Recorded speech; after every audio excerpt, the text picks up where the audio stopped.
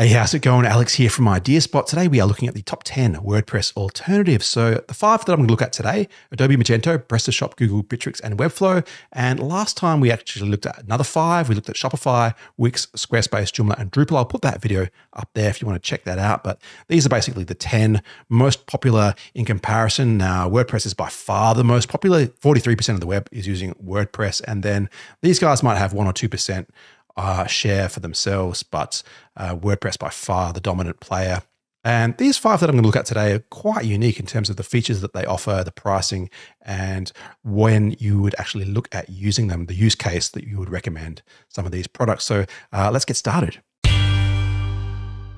All right, let's start with Adobe Magento. Now, this is primarily an e-commerce system, and this is probably the highest price, the most expensive big ticket system on this list. So they do have 2 versions. They have an open source and a commerce version, but typically the implementation that you're looking at to get this up and running is around from $20K per month. It depends on the revenue of your company. They'll do a sales analysis and determine the right solution for your company. But this is not an entry-level product. This is an enterprise solution.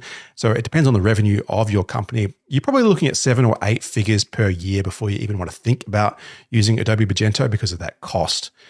So it suits medium to very large businesses. For example, Nike and Samsung use this for their e-commerce setup. And you really need to have developer level implementation. This is for bespoke solutions, product management, complex inventory and logistics and marketing. So you really need in-house, probably a team of developers to run Adobe Magento. So this is really probably beyond my pay grade. I haven't really used it at all, but I'll show you the kind of things it can do. So this is the sort of really high-end customizability you can do with Adobe Magento. We've got Nike's website here. Nike has a application called Nike by You, where you can make custom shoes and actually order them. So you can change any aspect of the shoe by clicking on it, changing its color. You can change its material if you want, say, leather instead of canvas.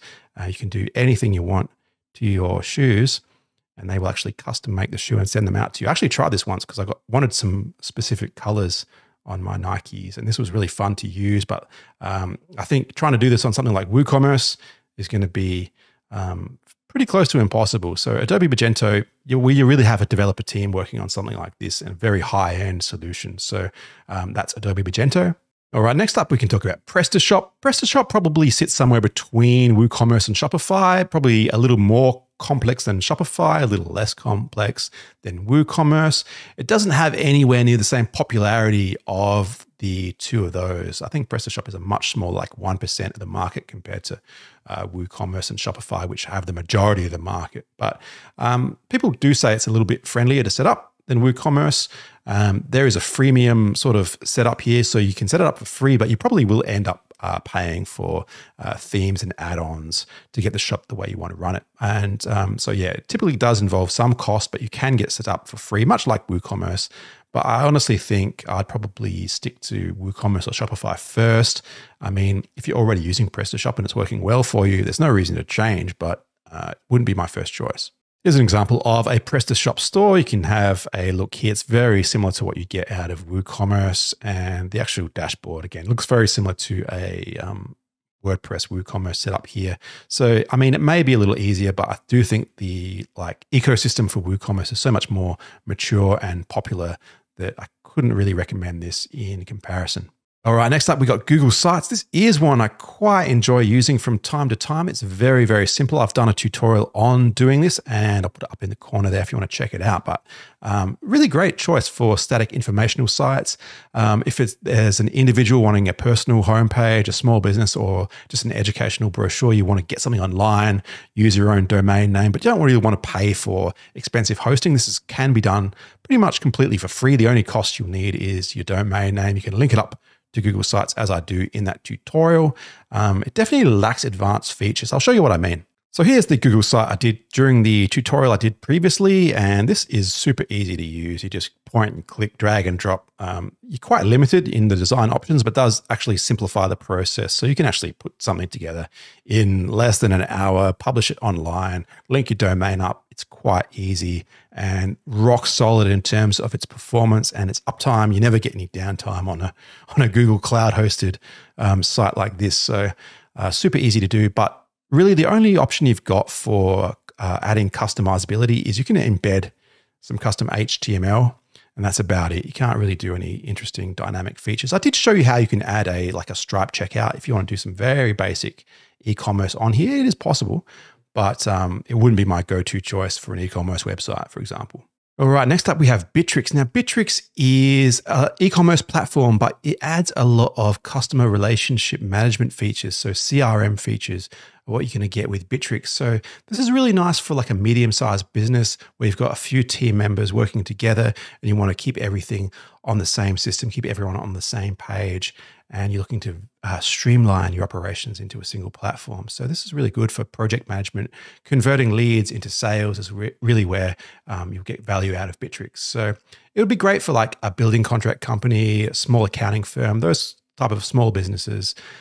It's priced a little bit higher than Shopify, and you do get a little bit more value, I think. I'll show you what I mean. So these are the sort of typical agency type websites that you can create with Bitrix, where you've got your templates set up and you collect leads through the website and through your phone, through your email. You log them into your Bitrix dashboard. You can track the lead right through to its conversion. So you go from your sales staff to your content creation staff, for example, and through to the billing process. So this is a great way where you've got lots of incoming leads and you're converting them through to projects and then collecting the invoice through the billing process. So this really streamlines your process, and you can look at your projects on a overview where you can see where each project is in terms of its life cycle. Really great for agencies tracking multiple projects. And the pricing, like I said, a little bit more than the basic Shopify, but you get more of those customer relationship type management features. So it's more than just like an online shopping store. It'd be good for like a professional website where you've got multiple team members doing professional services, tracking everything from a lead to a sale through the project management process. So I think when you look at that pricing, it's pretty reasonable. The type of revenue that you would actually be doing to afford $99 a month, this would probably be like seven-figure type businesses, eight-figure type businesses could still get good value out of these plans, I think. So interesting tool, Bitrix 24. Next up, we got Webflow. Now, Webflow became quite popular over the last couple of years. I think it's really increased its share. It's now about 1% of websites using Webflow. So this is a popular interface, particularly with designers. Designers really tend to like Webflow's setup. So it makes itself a good system for web design agencies. So instead of doing WordPress, you could do Webflow, and it does sort of streamline the process. It does make things a little bit more friendly for designers rather than more technical developers. So I think it does have a unique place in the market. Offers hosted or self-hosted option. This is something that you don't usually get like Squarespace or Wix. It's going to be hosted. It's going to be packaged all with them. But Webflow, you can actually export the code, host it wherever you want, and you can save quite a lot by self-hosting the Webflow code yourself. So it does make it a good choice for static portfolio type pages, business brochures, very low maintenance compared to if you're trying to do static websites on WordPress. WordPress is probably a bit overkill for those brochure type sites. And this is where you might want to look at Webflow, where you just, for example, export the code to a GitHub and host it on Cloudflare pages. So you won't be spending anything on actual hosting. You'd just be spending money for the Webflow web builder. So it doesn't have the same total customizability or the functionality that you get from some of these like WooCommerce or Shopify, for example. But I think it definitely has a place for those sort of static sites where the design and the look and the design value is the most important thing. I'll show you what I mean, but it is relatively expensive for hosting. So that's why I think the self-hosted options are a bit better value. So this is the sort of stuff that Webflow markets itself towards, like really flashy, modern looking, blingy type websites here. So I think it gives it a bit of a wow factor when you're trying to convert leads into agency clients for your web design business. So this is why designers quite like Webflow. And they've got this quite clean looking interface where even you can share this with your client and they can work through it with you and help make changes and get things tweaked the way you like it. It's all done visually through this interface. And this looks like you're using something like Adobe Photoshop or something like that, where it's all very well presented compared to most page builders. But you know, if you've used Elementor or Divi or any other page builder, you probably know what you're doing already. There's no there's no need to jump over to Webflow just because it might be a little bit tidier in its interface. I think, yeah, there's lots of web builders around. This is just another one of them. One thing I do like is you can actually try it out for free. You don't get to use your own domain. It will be on a Webflow IO domain, but you can totally test this out. And then the freelancer package is the one I think is the most interesting. At $16 per month, you can have 10 sites on there, and you can like host them yourself on your own hosting, but you get to use that nice Webflow interface to design your site. So you can export a static site, host it, and then it's pretty much set and forget when you've got static sites. You don't need to do plugins or theme updates, WordPress updates, those kind of things. So this does make it a genuine alternative for static websites in terms of the ongoing maintenance is going to be lower. So it's going to spend less time messing around with plugin and WordPress updates if you go this route. But you do have that ongoing cost. But if you've got decent revenue from your agency, this is probably not going to be a big deal. So yeah, definitely worth at least trying out the free version and see what you think about it. All right, time for our conclusions. I'm not sponsored by any of these guys, by the way. All of these alternatives, I just wanted to check them out and just see what the competition is like for WordPress. Obviously, I'm quite biased towards WordPress. None of these kill WordPress, from my opinion. I think in most situations, I'd probably still use WordPress, and that's why WordPress is still the most popular. So I do quite enjoy Google Sites from time to time, like making a low maintenance, simple website. If your mum or your dad wanted a website, I'd just say, look, I'll help you set up a Google website. There you go. Very easy to maintain, no downtime, no hosting costs, very simple. I do think Webflow is worth a look as an agency if you're doing a lot of brochure type simple websites where you want nice production value, where you can offer a very pretty looking website with low ongoing maintenance for your own business. I think that might be a nice choice. Bitrix, that is quite an interesting one. I might have a look at that in more detail, but that might be good for small to medium businesses where you're managing a team and you need to keep all your lead management or your conversion and all your project management all tied up in the one system. I think that is quite interesting. Quite good customer relationship management features. Adobe Magento, I don't think I'm going to bother.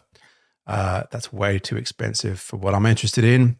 But it was pretty cool, like that Nike website, very interesting, the level of customizability that you can get from Magento. And finally, PrestaShop. I'll probably just go with WooCommerce at first. If you don't like WooCommerce, maybe look at PrestaShop. But if a Woo is too hard, I'd just go with Shopify, because Shopify or WooCommerce, those are the market leaders. I'd recommend those first.